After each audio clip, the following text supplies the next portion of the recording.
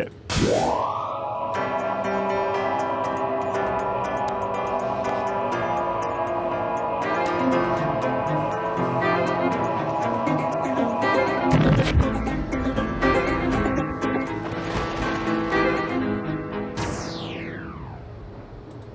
Good evening, ladies and gentlemen, and welcome, boys and girls and children of the ages of all.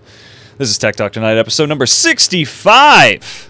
I am here, as always, by my inevitable co-host, Mr. Gavin Rehkemper. How are you doing, kind sir? Hello, flock. Flock of what? Hey, nice. He gets it right away. Because I, told him. Braden is dressed up tonight because it's Halloween, apparently. It is Halloween somewhere. In a different dimension. What is that from? Is that from the play that you're in? The wig is for the play that I am currently in, yes. Do you want to? But it was an actual band, and this was an actual hairstyle. That's supposedly. Amazing. Have you seen The Wedding Singer? Is that the Adam Sandler? Yes. No, I have not. Never mind that. If you ask me if I've seen any movie, it's probably going to be no, unless it's Home Alone 2. But what is the weddings? Are you the singer? Are you singing music? I sing in it. I am not Robbie Hart. And if people want to go watch that, they can buy tickets online. They can call 526-AVON and order tickets that way. Or, check out other information on ccshowcase.com. It's this weekend, Thursday, Friday, Saturday, Sunday. Come see us. It'll be fun. But everyone, welcome. Thanks for tuning in. How are you doing, Braden? Have you been following technology this week? More than usual, to be honest. So last week we had our Olympics coverage, and we actually have a few stories in response to that this week. The first one, did you see the? Actually, I know you saw this because we were watching the Olympics. What were we looking at here? Together. Did you see the Olympics ad for Apple computers? I did. I saw a couple of them, actually. Are you going to play a little bit of it? Something like this?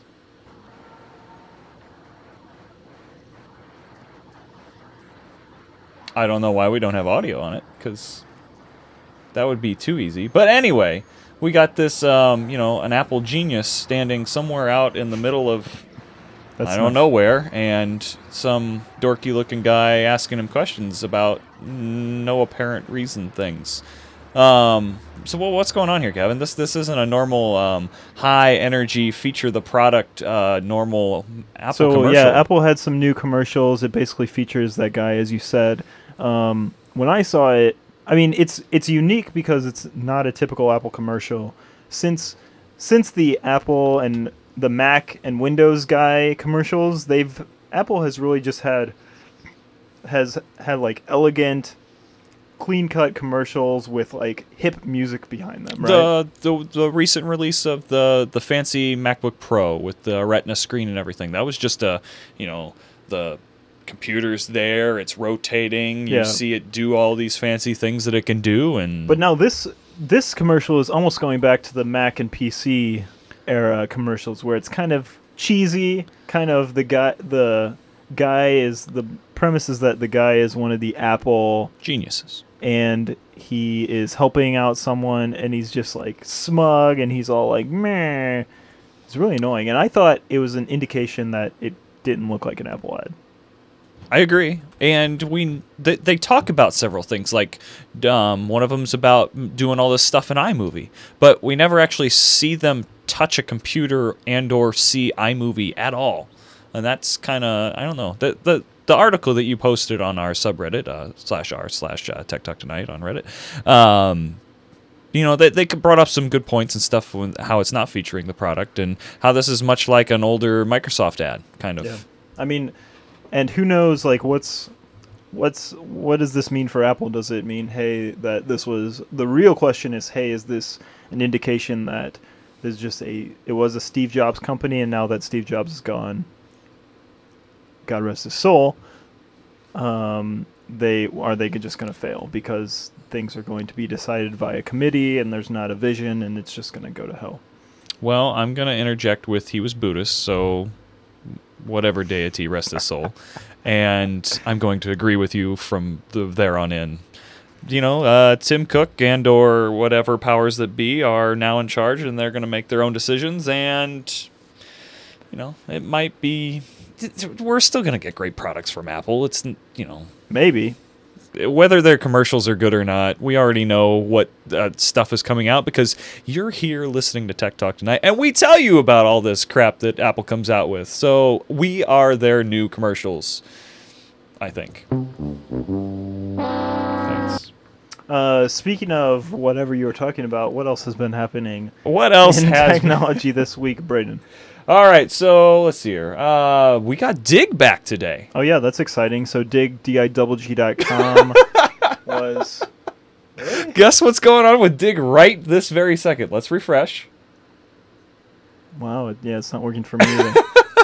But well, that is awesome advertising right there. I mean, Dig was Kevin Rose's company. It was really one of the biggest Web 2.0 crowdsourcing news things in its day back in like the 07 and 08 era. Right. And then it kind of petered out when Leo Laporte invented version 4. Yeah, it was his idea. And then it was recently sold to I don't know who, to someone else. And they're basically just using the name and creating another news site, but they're not using... It's very much like Pinterest, it seems. I mean, it's very news magazine-ish. Like, there's big photos. It's really what... Oh, it's back up. What web design is kind of going towards. It reminds me of The Verge a little bit. You know, I agree. Have big photos, have links, clean lines, not too much color, and you can still dig, but there's no comments. So that's interesting. Okay, here's my biggest pet peeve. I can't log in using my Dig account.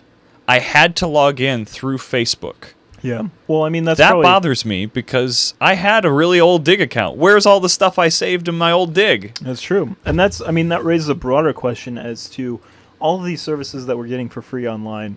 What happens when they go under? All that data that you're contributing. Gone, so Yeah. This recently happened to what company? It happened with Oink. Kevin Rose's other company, actually. Yeah, another Kevin Rose product. What's up with?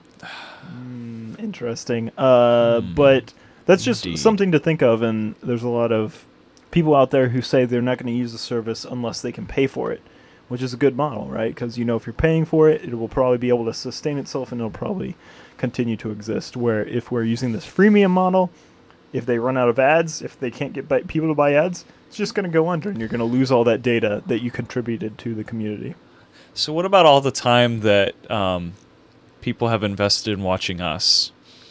Should we start charging people to watch us so that there's a return on investment? That's why this week we're announcing the Tech Talk Tonight subscriber plan. We've got basic and pro models. This is essentially, the basic model is you send me money, and the pro model is you send Gavin half the money and the rest to me. Hey. I think that's how this is going to work. Hey. PayPal account is linked right there on TechTalkTonight.com. Anyway, the next story we want to talk about is not a tech story other than it's more local. It's a St. Louis Donnybrook. Someone posted online about how Donnybrook on KETC, everybody who's watching out there probably knows, clearly, that Donnybrook is like a Meet the Press of St. Louis. I did not know who Donnybrook was when Gavin told me about this. That's run on kind of local television. But this person on a blog I was reading was talking about how he thinks Donnybrook is too broad. They talk about Missouri things, and he wants to start a new version. He calls Donnybrook like the next generation. I think he's a Star Trek fan. Donnybrook, the next generation, that's going to be only St. Louis City. Okay, so was this Donnybrook looking to do... No, Donnybrook is the name. Donnybrook is... If you look at the third paragraph, it says Donnybrook is it's a word that means a rough, rowdy fight or free-for-all. Donnybrook is just the name of the television show. Donnybrook isn't like an actual person's name? No, Donnybrook is a single word that means a rough, rowdy fight or free-for-all. Well, now I just feel even more stupid. Well, I didn't know that. Okay, fine. Okay, so they want a specifically St. Louis Donnybrook. I mean, the name doesn't matter. Basically, it's a talk show where you bring in people. You have a 4-person round table, 4 or 5-person round table on only St. Louis. And this guy wants to start it, but he was saying that, oh, I want KETC to do it. But why do you? That we're in the year 2012, Braden. This is the digital age. Why would you start a program on old television? A very old television with that much. Crosstalk. Doug brings up crosstalk. Crosstalk. Wait, I remember Chalk Talk. Wasn't that a specific sports talking? Chalk Talk. Chalk Talk, was sports produced by Charter Cable that had the sports writer from STL from the Post-Dispatch. Crosstalk is the fictional news debate program that was on the television show The Smart Guy. Got it. Wait, let me pull that up. You vamp for a while. I will vamp for a while. Actually, I'll just move on to, let's see here. What else is going on? So are you going to do it? Are you going to are you going to talk to this guy? So I need to talk to this guy on the blog and be like, hey, we have a studio and we could definitely do this. Yeah, we just need people to talk about St. Louis. You got to turn that up. Or I got to share your screen out next. It's on my list to do. Wait. Eat my meat. Wait, what? Wait for it.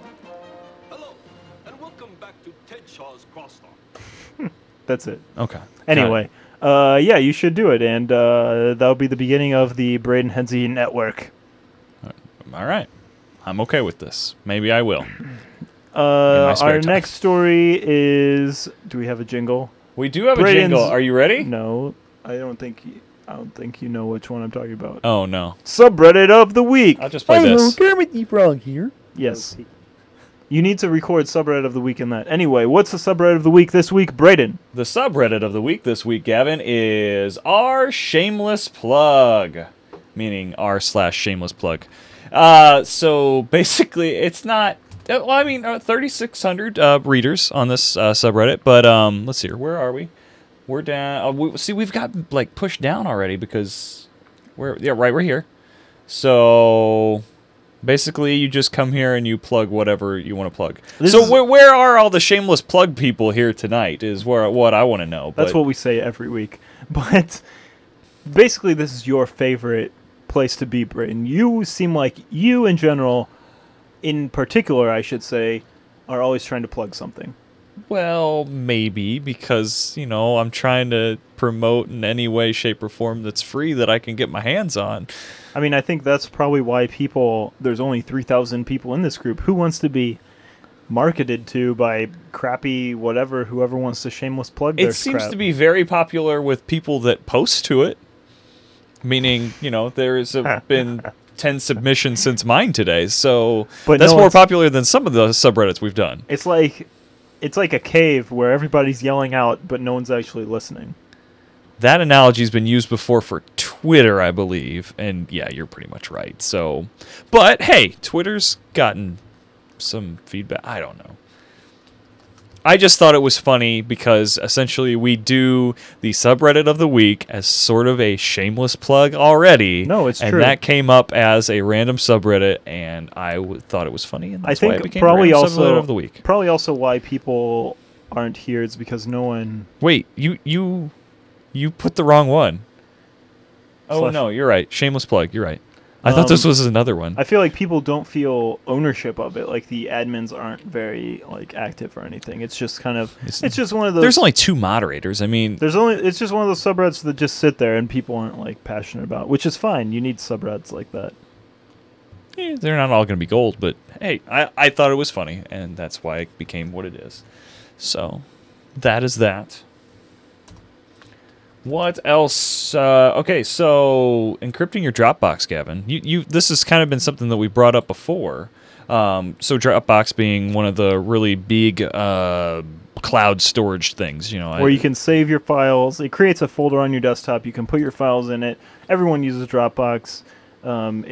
It's a great service out there, but it's not secure. Right? How is it not secure? It's not encrypted. Meaning, well, it is encrypted, but they have the keys. So Box Encrypter goes one step further than that and essentially takes your data, locks it up, then sends it to Dropbox. And then when you pull it off Dropbox, it gives you the keys directly to unlock essentially what you're Now, have you sending actually over there. played with this, Braden? I messed around with it a little bit today on my laptop and such. But the question is, and I think it does do this, is will it keep your versions? Because a nice thing that Dropbox does is that if you're updating a document, let's say, and you save it 3 times, you can go back to different versions in the past. Whoa, wait, you gotta show me how to do that on Dropbox, because... Dude, yeah. Dropbox. So that's what it is. That's... Why did I not know that? I don't know, man. Everybody knows that. I disagree, because I didn't. I'm quickly checking to make sure I'm not on drugs, but I'm pretty sure it's true. Okay. So that's really a lot more storage they're giving you than what they're actually telling you have. Yeah. Because it's saving older versions of the file, but that's not taking up part of your free space that they're giving you. That's true. Interesting. I can't find a password. Oh, here, let's see. Yep, previous versions. I click previous versions. Oh, and then you only have one version. But yeah. Interesting. If you pay for Dropbox, you can get like the versions comes better with the paid. The versions works better with the paid version of Dropbox. But even with the free version, I think you get like 3 versions back or something. Anyway, I think DropCrypt does do that, if I'm reading it correctly. Lots of encryption programs do not do that, so that's the problem. One question I do have, is there stuff on Dropbox that you're putting out there on Dropbox that you like absolutely need that extra layer of protection? Like, isn't more or less a better rule of thumb, like, don't put your really sensitive information out there for anybody to get anyway? I don't know. Lots of people put out stuff that they shouldn't be, just because they don't know. Okay. But are those the people that are going to take that extra step? I mean, I don't want to say anything because, you know, the hackers out there might try and hack my Dropbox. But like, because all your tax files and Social Security information is... I mean, my Social Security isn't necessarily out there, but maybe like passwords and other sensitive stuff, just because it's so easy, right? You can put it out there and it's always available to you. Sometimes the ease of use just overpowers the risk that you're willing to take. To be honest, I sent files from my laptop to the desktop computer here, not through the network, through Dropbox earlier, just because it was that much easier. There you go. Instead of making sure that the connection was right on the home network here. That's really sad. It's almost as bad as and Dropbox will detect if you're on the same network and do fast file sharing. You know that? I didn't know that either. I am unschooled in Dropbox, it seems. Dude, yeah. If you're on the same network, Dropbox will try to figure out if you're on the same network, and if it does, it'll just send it directly, and it'll go like, you know, as fast as your network, up 1, 2, 3 megabits. So it's almost essentially like it would have been like file transfer had my Mac and my Windows computer been synchronized to where we could do file sharing over the network. You can right-click on the Dropbox icon in the system tray, and it can be turned off if you go to Preferences. If you go, it's in general under Enable LAN Sync. I think by default it's actually turned off, so you in general want to turn that on if you do a lot of syncing via your network. I won't but anyway, waste the time. That's Dropbox. Hey, that's and cool. Now we've got one of our... Go for it.